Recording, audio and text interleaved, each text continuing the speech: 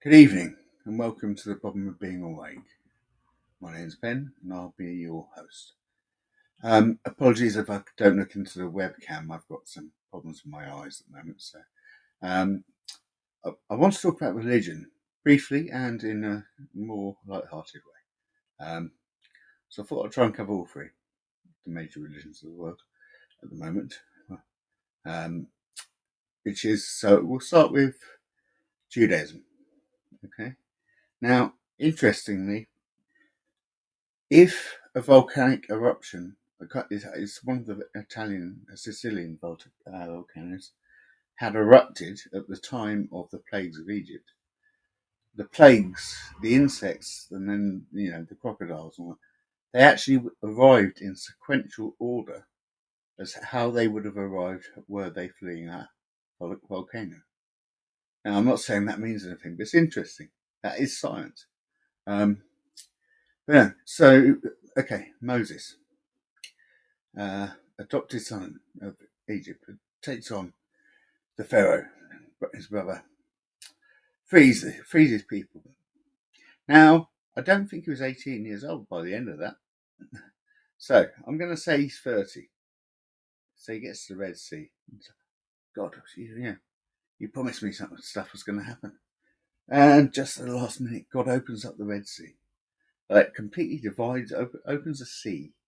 Now, consider, and how are we supposed to believe that, given what we know of the ocean? I suppose the Red Sea's different, but they're not that shallow. So how did they all get in? Anyway, that's not the point. They got in. The the Egyptians all died, and they went on a 40-year nomadic ride through various deserts and things until they got to camp, and Moses went up to smoke a burning bush, and he came up with some ideas.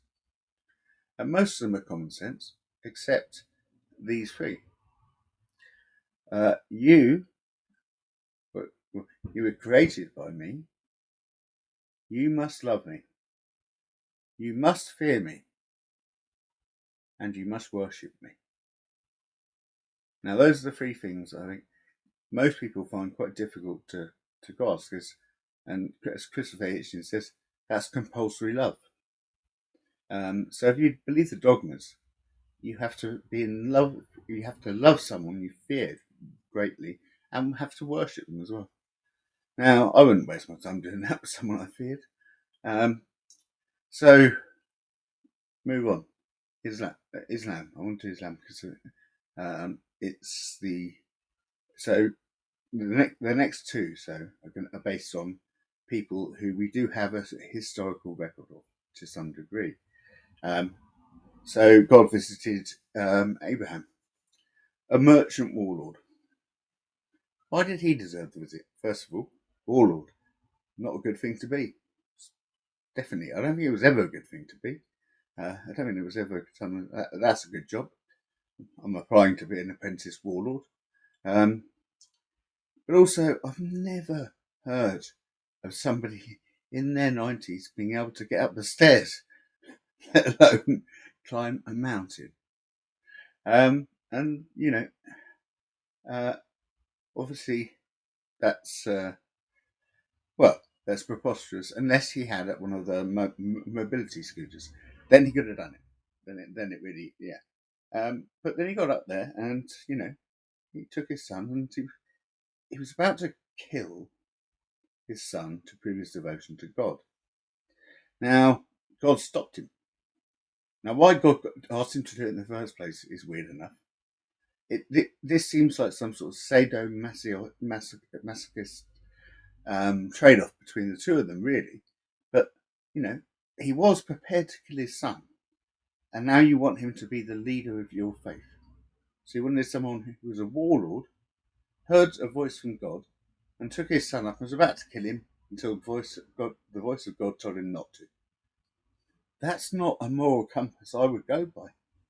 I wouldn't kill a child, and certainly not one of my own.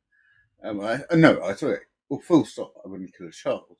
But one of my own would be taking it to another level of evil.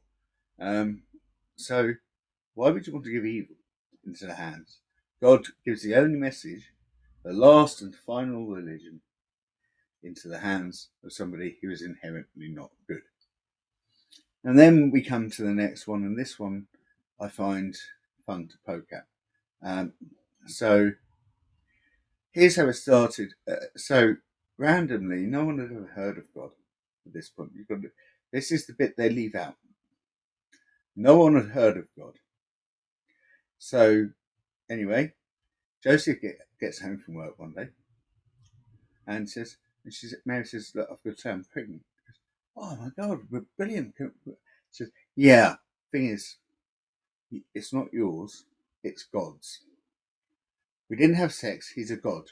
It was an immaculate conception." And he's like, "Oh, okay, who's God?" So, he's the ruler of the universe. Right, okay. And then, so let's say Joseph takes this on. So he goes to work the next day as a carpenter. Now, I know a lot of carpenters and the way they speak in the workplace. Now, if he'd gone in and said, Mary's pregnant. Oh, congratulations. No, unfortunately, not by me. They'd have gone, they'd picked up 2 by 4s and gone, who was it? Look at him. Yeah. No. It was a guy called God. And he's not a real person, he's a spirit. And he rules the universe. And they'd have gone, hey, mate, no, I think she's having you on there. You go, no, she explained it overnight. It's definitely true. And well, who is this God? I don't know exactly. She just told me he sort of floats around in the sky somewhere and commands everything that we do for the rest of time. And then they're all expected to have accepted that as well and not push back against him. Mate, you've definitely been strung a big one here. This is not true at all. Mary's just been having an affair. That's the most simple explanation. But Jesus of Nazareth was registered as a carpenter, and that is true. And there must be some truth to everything, because why would his name be the name of Christian faith? He must have been a good man. And I would bet he was just a kind, almost like the guy who ran Oxfam, kind-hearted, selfless person who gave himself to the common people, shunned the rich, which, good people generally do, especially the rich being arrogant and powerful, and devoted his time to the poor. So then, obviously, his stepdad, they probably put up a good relationship. I want to hear more from Joseph. I want to hear his side of this story. But I don't think we're going to get it. So, anyway, I'd be pissed off with a dad who killed me for a laugh and then brought me back to life 3 days later and then killed me again for a laugh. I'd be upset if I was Jesus. So which one's winning the race? Is it the Mormons? Nah, don't really count. That's just ridiculous. Who would duck gold plates? Come on. Anyone would nick that. Everyone's got a price. But no. The leader at the moment is Catholicism. And the reason is, and this is not my unique point, this is someone's made this before. I've heard it before. But the way you know who's winning is what year is it? That's quite right. And the letters after it are AD, Anno Domini. Or before that, it was BC, before Christ. That's how the entire world lives and accepts. It's like time. Greenwich Mean Time, this line in England, is the exact place where the world takes its time from. It might be outdated, but it is true. That can't actually change.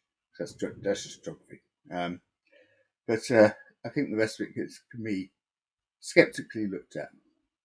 But I think definitely the Catholics got a big head start, sort of a too early goals, back of the net type thing, by getting their hands on the date, because every Muslim and Jewish person is living in a date defined by the Christians.